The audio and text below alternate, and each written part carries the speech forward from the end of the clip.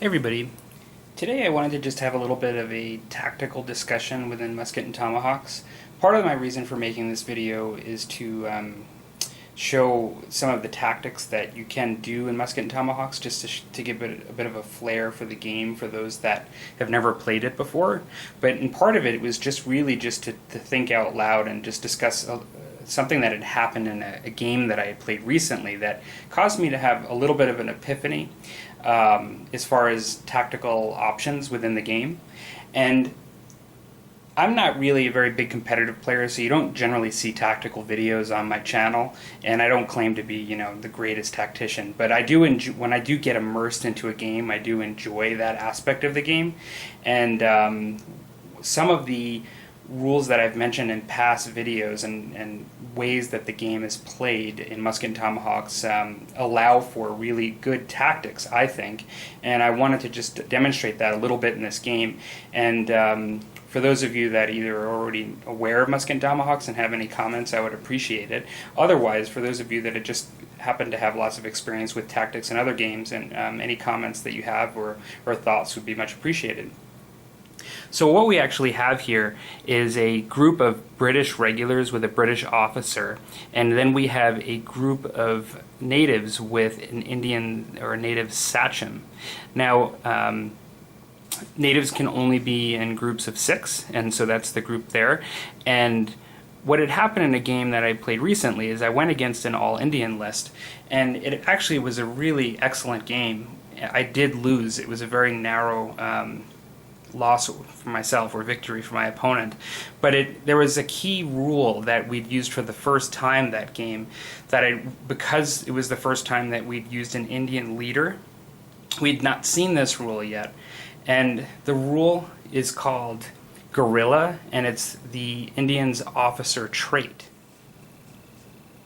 When you have an Indian sachem, which is the equivalent of an officer, you can actually take an officer trait, which they are expensive. They're not random, and you're guaranteed to get the trait you want.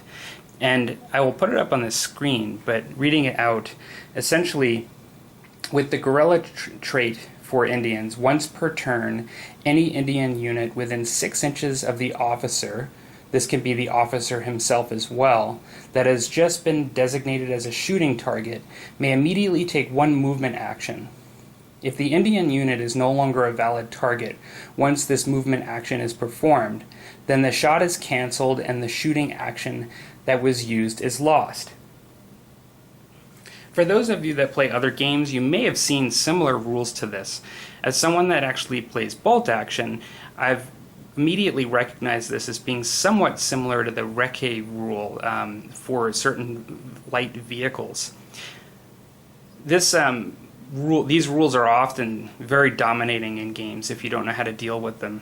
And within the game that I had played recently, I can honestly say I did not effectively deal with it. In most situations, I completely lost my round of shooting. And in thinking about it, unless you are in situationally outnumbering your opponent where you have additional units, because they can only do this once per turn in proximity, you're in trouble potentially. And it's not, in my mind, a good strategy to always bank on having double the amount of units than your opponent, because that's extremely situational and unlikely to always happen. And in the case of this game, my opponent not only had 2 sachems, but a random event happened where an Indian leader was born, and he developed a 3rd sachem. And he only took this rule on those 2.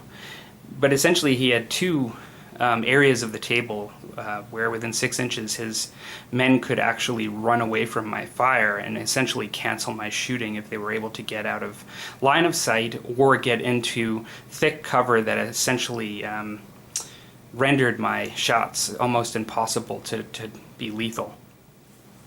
So although this is untested, I immediately started to think of solutions after the game as to what I'm going to do in future games with my British regulars struggling with the agility and, I guess, terrain awareness of these Indians that can just easily get out of the way with their guerrilla officer trait.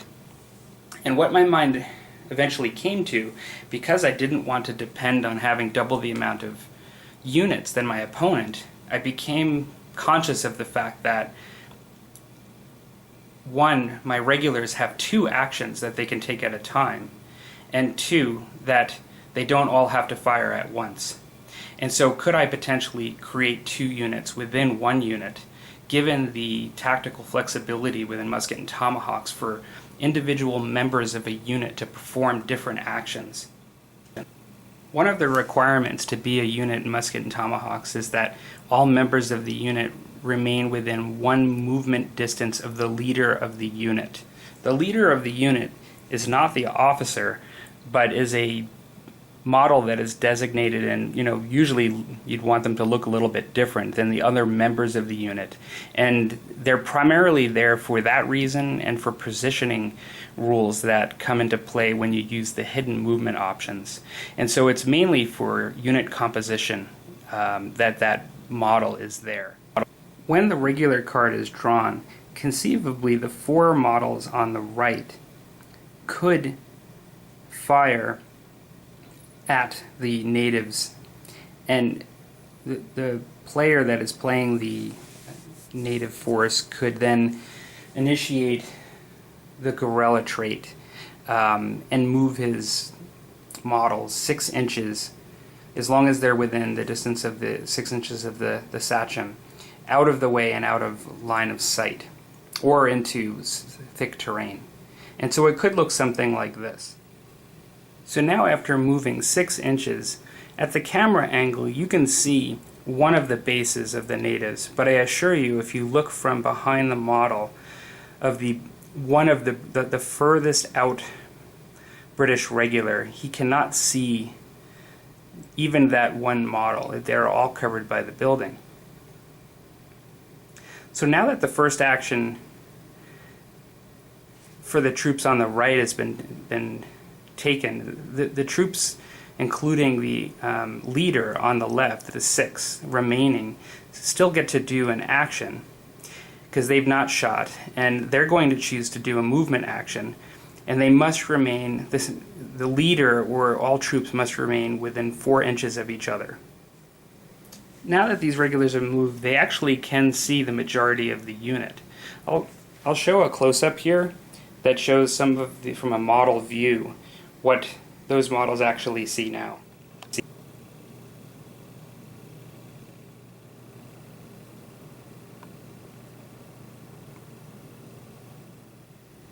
Because in Musket and Tomahawks the rules apply at the model level, so what a model sees it can shoot, not what a unit sees it can shoot, you might have noticed that about 4 of the models could see almost the entirety of the native unit, while 2 of the models can only see 2 of the natives around the corner at this point. So with their second action, they would now, which immediately is subsequent to the first action, they would now shoot at those natives, which could not use the Guerrilla move again because they're only allowed to use it once per turn. The other unit that fired in the first round could then proceed either to move behind them or reload their muskets. One thing I didn't mention is the firing line rules within Musket and Tomahawks. In order to be able to make this move, those troops had to leave the firing line and no longer receive the firing line benefit. But one thing that is an advantage to them is, in this case, their opponents are in open terrain and they're also within a fairly short distance of each other, and so they have a very good chance of actually causing some casualties and causing a flight or a recoil or a problem with morale. I hope you enjoy this little tidbit snapshot of potential tactics in Musket and Tomahawks, and I'm interested in hearing comments from those that play Musket and Tomahawks and have comments, questions, or concerns with anything that I've shown from the rules and how I've interpreted them, or from folks that play other games and are just interested in Musket and Tomahawks, the era of the discussion.